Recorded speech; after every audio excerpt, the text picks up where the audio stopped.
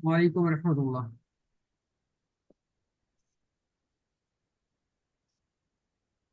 তোমরা শুনতে পাচ্ছ সবাই? হ্যাঁ স্যার। ঠিকঠাক আওয়াজ আছে? স্ক্রিনে ছবি আছে? হ্যাঁ, আজকে আমরা ভারতীয় শিক্ষা কমিশন আলোচনা করব। আমরা এর আগের দিন আলোচনা করেছিলাম মুদালিয়ার কমিশন। আজকে আমরা করব ভারতীয় শিক্ষা কমিশন। 1964-66 যে কমিশন, সেই ভারতীয় শিক্ষা কমিশন। ভারতীয় শিক্ষা কমিশনকে কোঠারি কমিশন নামেও পরিচিত, মানে ভারতীয় শিক্ষা কমিশন যেটা, সেটা কোঠারি কমিশন নামে পরিচিত। আমরা দেখেছি যে প্রত্যেকটা কমিশনের দুটো করে নাম আছে। আগের কমিশনটা আমরা যেমন পড়েছিলাম, সেই কমিশনটা মুদালিয়ার কমিশন নামে পরিচিত ছিল। আজকের এই ভারতীয় শিক্ষা কমিশনটা কোঠারি কমিশন নামে পরিচিত। কারণ এই কমিশনের যে সভাপতি ছিলেন, তিনি ছিলেন ডক্টর কোঠারি। তাই তার নাম অনুসারে এটাকে কোঠারি কমিশন বলা হয়। তাহলে ভারতীয় শিক্ষা কমিশনের অপর নাম হলো কোঠারি কমিশন। আমরা দেখবো যে এই কোঠারি কমিশনটা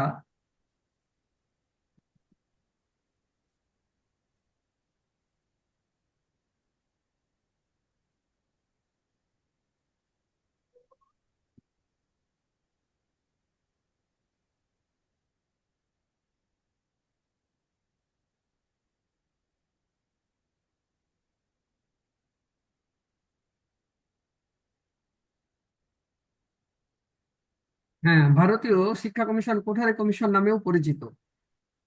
আর এই ভারতীয় শিক্ষা কমিশন, যার সভাপতি ছিলেন ডক্টর ডি এস কোঠারি, ভারতীয় শিক্ষা কমিশন ডক্টর ডি এস কোঠারির সভাপতিত্বে 1964 খ্রিস্টাব্দে 14 জুলাই গঠিত হয়। আমরা প্রত্যেকটা শিক্ষা কমিশনের কমিটি গঠনটা আমরা দেখেছি। যেমনই আমরা দেখবো যে ভারতীয় শিক্ষা কমিশন গঠন হয়েছিল,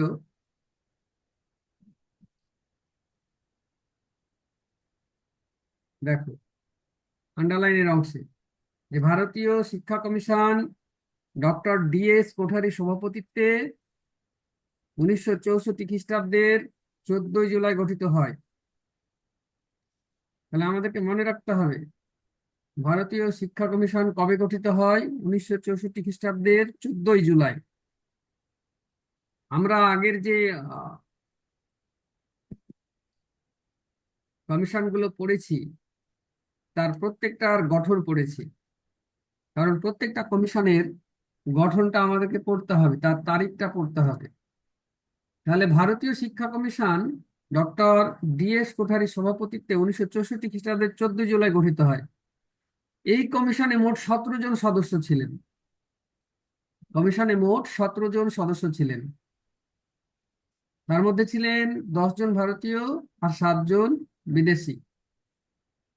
ভারতীয় সদস্যগণ যারা ছিলেন তারা হচ্ছেন doctor D S Kothari, J P Naik, doctor K G Saiyidain, doctor T Sen, কুমারী S Panandikar, doctor M V Mathur, R A Gopalaswami, doctor B P Pal, 9 নম্বর হচ্ছে এ আর দাউদ, আর ডক্টর পি এন কিরপাল।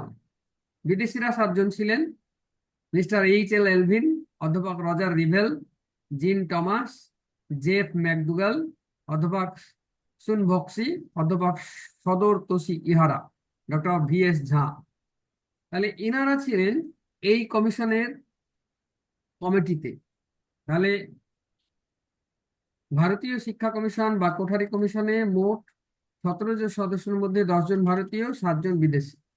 এবার যে গুরুত্বপূর্ণ অংশটা আমরা আলোচনা করব সেটা হচ্ছে কোঠারি কমিশনের মুখ্য সুপারিশ সমূহ। কোঠারি কমিশনের মুখ্য সুপারিশ সমূহ, এখানে কতগুলো সুপারিশ আছে কোঠারি কমিশনে, সেই সুপারিশগুলো আমরা দেখব। প্রথম সুপারিশ হচ্ছে শিক্ষার সংস্কার। কোঠারি কমিশন যেটা প্রথম সুপারিশ করেছিলেন সেটা হচ্ছে শিক্ষা সংস্কার। কমিশনের মতে শিক্ষা সংস্কারের ক্ষেত্রে যে বিষয়গুলির উপর বিশেষ গুরুত্ব দিতে হবে তা হলো শিক্ষাকে জনগণের জীবন, চাহিদা, আশা আকাঙ্ক্ষার সঙ্গে যুক্ত করতে হবে। তার মানে শিক্ষার সংস্কার চাই, সংস্কারটা হবে জনগণের জীবন, চাহিদা, আশা আকাঙ্ক্ষার সঙ্গে যুক্ত। দ্বিতীয় হচ্ছে বিজ্ঞান শিক্ষা ও কর্ম অভিজ্ঞতা। এই বিজ্ঞান শিক্ষা ও কর্ম অভিজ্ঞতাকে দুটি পার্টে ভাগ করা হয়েছে। বিজ্ঞান শিক্ষাকে বিদ্যালয় ও বিশ্ববিদ্যালয় শিক্ষার অঙ্গীভূত করতে হবে। দ্বিতীয় হলো ভারতীয় শিক্ষা কমিশনের মতে কর্ম অভিজ্ঞতাকে সাধারণ শিক্ষার অঙ্গ হিসাবে গুরুত্ব দিতে হবে। তাহলে বিজ্ঞান শিক্ষাকে বিদ্যালয় ও বিশ্ববিদ্যালয়ের সঙ্গে যুক্ত করতে বলেছেন, আর কর্ম অভিজ্ঞতাকে সাধারণ শিক্ষার সঙ্গে তার নিজের যে সাধারণ শিক্ষার অঙ্গ, এই অঙ্গ হিসাবে দেখতে বলা হয়েছে। 3 নম্বর হলো বৃত্তিমুখীকরণ। বৃত্তি শিক্ষার প্রসারকল্পে যেসব কর্মসূচি গ্রহণের সুপারিশ করা হয়েছে সেগুলি হলো 1986 খ্রিস্টাব্দের মধ্যে নিম্ন মাধ্যমিক স্তরে মোট শিক্ষার্থীর 20% এবং দশম শ্রেণীর মোট শিক্ষার্থীর 50% সম্পূর্ণ বা আংশিক সময়ের জন্য বৃত্তি বা কারিগরি শিক্ষার ব্যবস্থা করতে হবে। তার মানে নিম্ন শিক্ষার জন্য 20% আর দশম শ্রেণীর জন্য 50% সম্পূর্ণ বৃত্তিকরণ দিতে হবে, এটা ভারতীয় শিক্ষা কমিশন বলেছিলেন। 4 নম্বর হচ্ছে সামাজিক ও জাতীয় সংহতি স্থাপন। সামাজিক ও জাতীয় সংহতি স্থাপন এটা একটা গুরুত্বপূর্ণ সুপারিশ। এই সুপারিশের মধ্যে জাতীয় লক্ষ্য অনুযায়ী সাধারণ শিক্ষায় আগামী 20 বছরের মধ্যে পর্যায়ক্রমে সমস্ত বিদ্যালয়কে সার্বজনীন বিদ্যালয়ে পরিণত করতে হবে। সার্বজনীন বিদ্যালয় বা কমন স্কুল, এই কমন স্কুলে পরিণত করতে হবে। এবং কমন স্কুলে পরিণত করে কি করতে হবে, সর্বপ্রকার শিক্ষায় বাধ্যতামূলক হবে সমাজ ও জাতীয় পরিষেবা। সমাজ ও জাতীয় পরিষেবা হবে সর্বশিক্ষায় বাধ্যতামূলক। তাহলে এটা হচ্ছে সামাজিক ও জাতীয় সংহতির সুপারিশ। 5 নম্বর হচ্ছে ভাষা নীতি। ভাষা নীতি বিদ্যালয় ও কলেজ শিক্ষার ক্ষেত্রে মাতৃভাষাকে অগ্রাধিকার দিতে হবে। আঞ্চলিক ভাষার উন্নয়নের জন্য সচেষ্ট হতে হবে। এটা ছিল ভারতীয় শিক্ষা কমিশনের সুপারিশ, যে বিদ্যালয় বা কলেজ শিক্ষার জন্য মাতৃভাষাকে গুরুত্ব দিতে বলেছেন, আঞ্চলিক ভাষার উন্নয়নের সচেষ্ট হতে বলেছেন। 6 নম্বর জাতীয় চেতনার বিকাশ। জাতীয় চেতনার বিকাশের জন্য জাতীয় সংহতি ও ঐতিহ্য সম্পর্কে জনমানসে সচেতনতা বাড়াতে হবে। এটা হচ্ছে সুপারিশ ছিল, যে জাতীয় চেতনা বাড়াতে গেলে কি করতে হবে, যে জাতীয় সংহতি ও ঐতিহ্য সম্পর্কে জনমানসের সচেতনতা বাড়াতে হবে। 7 নম্বর গণতন্ত্রের সফলতায় পদক্ষেপ। এক্ষেত্রে কমিশনের সুপারিশ হলো সংবিধানের 45 নম্বর ধারা অনুসারে 14 বছর পর্যন্ত সকলের জন্য অবৈতনিক ও বাধ্যতামূলক শিক্ষার ব্যবস্থা করতে হবে। এই যে 7 নম্বর গণতন্ত্রের সফলতায় পদক্ষেপ, এই পদক্ষেপ নিতে হলে সুপারিশ করেছেন কি, যে সংবিধানের যে 45 নম্বর ধারা আছে সেই ধারা অনুসারে 14 বছর বয়স পর্যন্ত সকলের শিক্ষা অবৈতনিক মানে ফ্রি করতে হবে এবং বাধ্যতামূলক শিক্ষা করতে হবে। এটা ভারতীয় শিক্ষা কমিশন বা কোঠারি কমিশন এই সুপারিশটা করেছিলেন। 8 নম্বর সামাজিক, নৈতিক ও আধ্যাত্মিক মূল্যবোধ গঠন। এই যে কমিশন, ভারতীয় শিক্ষা কমিশন, এই কমিশন এই বিষয়গুলোর উপরে অর্থাৎ সামাজিক, নৈতিক ও আধ্যাত্মিক বিষয় মূল্যবোধ গঠনের ক্ষেত্রে খুবই জোর দিয়েছিলেন। 9 নম্বর শিক্ষা কাঠামোর রূপ নির্ধারণ এবং মানোন্নয়ন। 1 বছর থেকে 3 বছরের প্রায় প্রাথমিক শিক্ষা, 2 স্তর বিশিষ্ট 7 অথবা 8 বছরের প্রাথমিক শিক্ষা থাকবে, 5 বছরের নিম্ন প্রাথমিক স্তর এবং 2 বছর বা 3 বছরের উচ্চ প্রাথমিক শিক্ষা স্তর থাকবে। এইভাবে কতগুলো শিক্ষা কাঠামো তৈরি করা হয়েছে। 10 নম্বর শিক্ষার দিন নির্ধারণ। শিক্ষার দিন নির্ধারণের ক্ষেত্রে কোঠারি কমিশন বলেছেন যে সারা বছরে বিদ্যালয়ে কর্মদিবস হবে 234 দিনের, অর্থাৎ 39 সপ্তাহ, এবং কলেজগুলির ক্ষেত্রে তা হবে 216 দিন, অর্থাৎ 36 সপ্তাহ। তাহলে শিক্ষার দিন নির্ধারণ করেছেন এবং এই কমিশন সুপারিশ দিয়ে করেছেন যে বিদ্যালয়ের শিক্ষার যে দিনগুলো হবে তা হবে 234 দিনে, অর্থাৎ 39 সপ্তাহে। আর কলেজগুলিতে হবে 216 দিন বা 36 সপ্তাহে। এইভাবে শিক্ষার দিন নির্ধারণ করতে হবে। তারপরে যেটা হচ্ছে সেটা হচ্ছে বিদ্যালয় গুচ্ছ গঠন। এটা একটা ইম্পর্টেন্ট, বিদ্যালয় গুচ্ছ গঠন। এই যে 11 নম্বর, বিদ্যালয় গুচ্ছ গঠন। এটা হচ্ছে গুরুত্বপূর্ণ। যে আমরা প্রত্যেকটা কমিশনে কিছু কিছু গুরুত্বপূর্ণ সুপারিশ দেখেছি। যেমন বিশ্ববিদ্যালয় কমিশন বা রাধাকৃষ্ণন কমিশনে কি দেখেছি? গ্রামীণ বিশ্ববিদ্যালয়। রাধাকৃষ্ণন কমিশনে দেখেছি গ্রামীণ বিশ্ববিদ্যালয়। তারপরে একটা কমিশন আমরা মুদালের কমিশনে দেখেছি, একটা গুরুত্বপূর্ণ অংশ। আমরা এই কমিশনে দেখছি যে বিদ্যালয় গুচ্ছ করা একটা গুরুত্বপূর্ণ অংশ। বিদ্যালয় গুচ্ছ বা এটাকে বলা হয় স্কুল ক্লাস্টার। এখানে কি যে কোঠারি কমিশন রিপোর্টে বলা হয়েছে যে আহ 3 অথবা 4টি উচ্চ মাধ্যমিক বিদ্যালয়, 10 অথবা 20টি নিম্ন প্রাথমিক বিদ্যালয় একসঙ্গে নিয়ে বিদ্যালয় গুচ্ছ গড়বে। এই বিদ্যালয় গুচ্ছের উদ্দেশ্য কি? যে বিদ্যালয়গুলির মধ্যে বিচ্ছিন্ন মনোভাব নিরসন করা ও সহযোগিতার বাতাবরণ তৈরি করা। মানে একটা বিদ্যালয় অন্য বিদ্যালয়ের সঙ্গে সহযোগিতা করবে, এর জন্য বিদ্যালয় গুচ্ছ তৈরি করা। মূল্যায়নের সঠিক পদ্ধতি নিরূপণ ও বিদ্যালয়গুলিতে তার যথার্থ প্রয়োগ করা। আর নিম্নমানের যোগ্যতা সম্পন্ন শিক্ষকদের উপযুক্ত স্তরে উন্নতি করতে সহায়তা করা। বিদ্যালয় গুচ্ছের অন্তর্গত প্রধান শিক্ষকগণ আলোচনা সাপেক্ষে বার্ষিক শিক্ষা সংক্রান্ত পরিকল্পনা স্থির করবেন। বিদ্যালয় গুচ্ছের অনুমোদিত শিক্ষকবৃন্দের অস্থায়ী অনুপস্থিতিতে যাতে পঠন পাঠন ক্ষতি না হয় তার জন্য রিজার্ভ শিক্ষকের ব্যবস্থা রাখতে হবে। তাহলে বিদ্যালয় গুচ্ছের অনেকগুলো কাজ আছে, এটা মনে রাখতে হবে। বিদ্যালয় গুচ্ছ কোন কমিশন সুপারিশ করেছিলেন? বিদ্যালয় গুচ্ছ সুপারিশ করেছিলেন ভারতীয় শিক্ষা কমিশন বা কোঠারি কমিশন। ভারতীয় শিক্ষা কমিশন বা কোঠারি কমিশন আমাদেরকে মনে রাখতে হবে। তাহলে আমরা 11 নম্বর পেলাম বিদ্যালয় গুচ্ছ। 12 নম্বর হচ্ছে শিক্ষায় সমসুযোগ সৃষ্টি। এটাও খুব গুরুত্বপূর্ণ, শিক্ষায় সমসুযোগ সৃষ্টি। শিক্ষায় সমসুযোগ সৃষ্টি ভারতীয় সংবিধানের 14 নম্বর ধারায় আইনের চোখে সমসুযোগ এটা সবার প্রাপ্য, যে equality before the law and equal protection of the law. যে আইনের চোখে সবাই সমান, সবার শিক্ষার সমসুযোগ পাওয়া দরকার, অবশ্যই পেতে হবে। তাই শিক্ষা কমিশন কি করেছেন?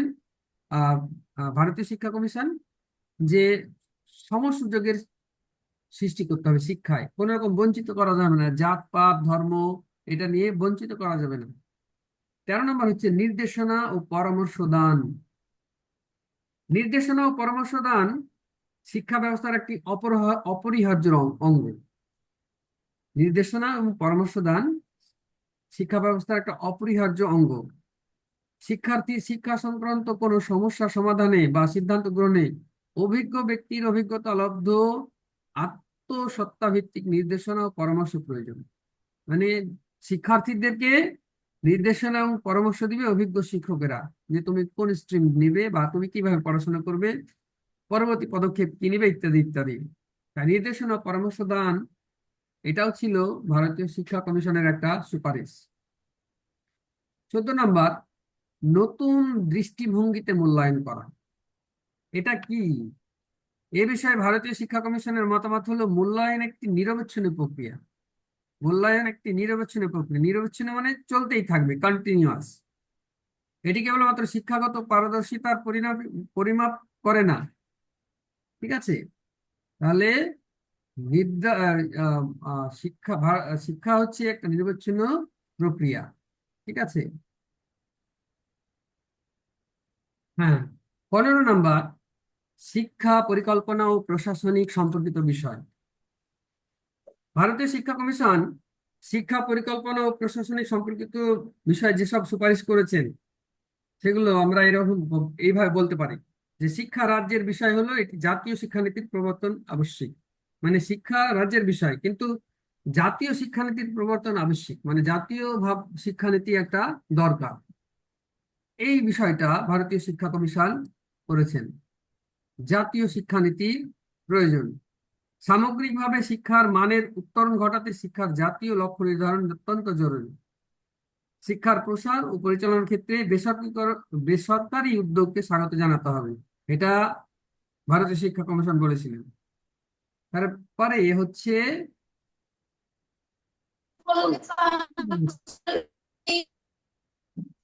16 নম্বর হচ্ছে আর্থিক ব্যয়।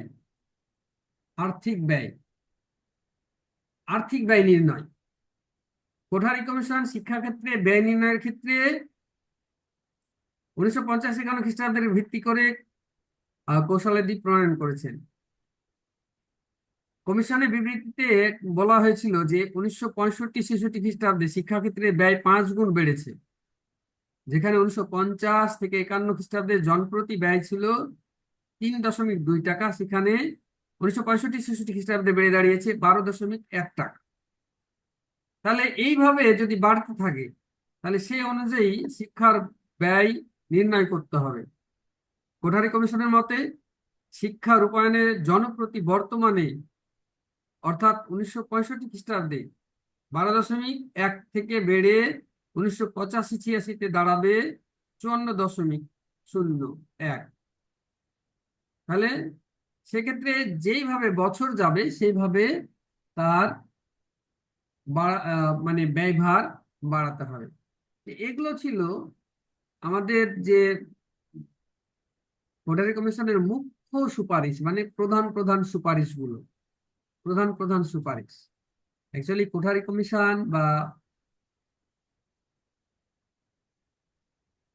কমিশন বা ভারতীয় শিক্ষা কমিশন একটা গুরুত্বপূর্ণ কথা বলেছিলেন। কথাটা কি? কথাটা হচ্ছে একটা গুরুত্বপূর্ণ কোড দিয়েছিলেন। কোডটা হচ্ছে the destiny of India is being saved in her classroom. মানে কি, ভারতের ভাগ্য তার শ্রেণীকক্ষে গড়া হচ্ছে। ভারতের ভাগ্য তার শ্রেণীকক্ষে গড়া হচ্ছে, অর্থাৎ যেমন ভাবে কারিকুলাম, সিলেবাস, কারিকুলাম, শিক্ষানীতি যেরকম থাকবে সেরকম ভাবে দেশের জনগণ তৈরি হবে। তাহলে শিক্ষানীতির ওপরে দেশের জনগণ তৈরি হবে, এটা ছিল কোঠারি কমিশনের মত। কোঠারি কমিশনের মত আমরা বলতে পারি আবার যে কোঠারি কমিশনের যে মতটা ছিল সেটা আমরা একটু বলি।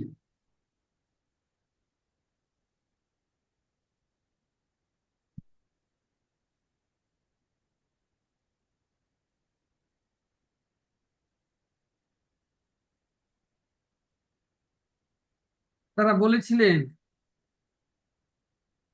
The destiny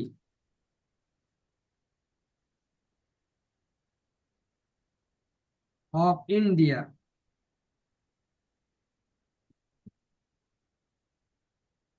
is being shaped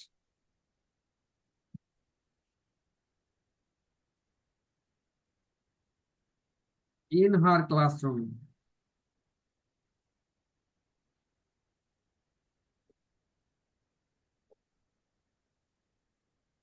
The destiny of India is being shaped in her classroom. মানে ভারতের ভাগ্য তার শ্রেণীকক্ষে গড়া হচ্ছে। এটা কোঠারি কমিশনের একটা বিখ্যাত বক্তব্য। ভারতের ভাগ্য তার শ্রেণীকক্ষে গড়া হচ্ছে, এটা কোঠারি কমিশনের একটা বিখ্যাত বক্তব্য। তাহলে আমাদের মনে রাখতে হবে কোঠারি কমিশনের মেন মেন বিষয়গুলো। মেন মেন বিষয়গুলো মনে রাখলে আমরা করতে পারবো। ঠিক আছে, মেন বিষয়গুলো কি? যে কোঠারি কমিশনকে ভারতীয় শিক্ষা কমিশনকে কোঠারি কমিশন বলা হয়।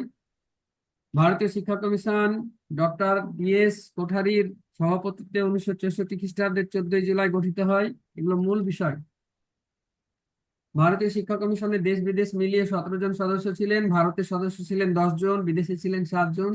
তাদের নামগুলো আমাদের স্মরণে রাখা। তারপরে হচ্ছে মূল মূল যে আহ, সুপারিশগুলো, সেই সুপারিশগুলো মনে রাখা, যে কোঠারি কমিশনের মূল সুপারিশ কি ছিল: শিক্ষা সংস্কার, বিজ্ঞান ও শিক্ষাকর্ম অভিজ্ঞতা, বৃত্তিমুখীকরণ, সামাজিকীকরণ, জাতীয় সংহতি স্থাপন, ভাষানীতি।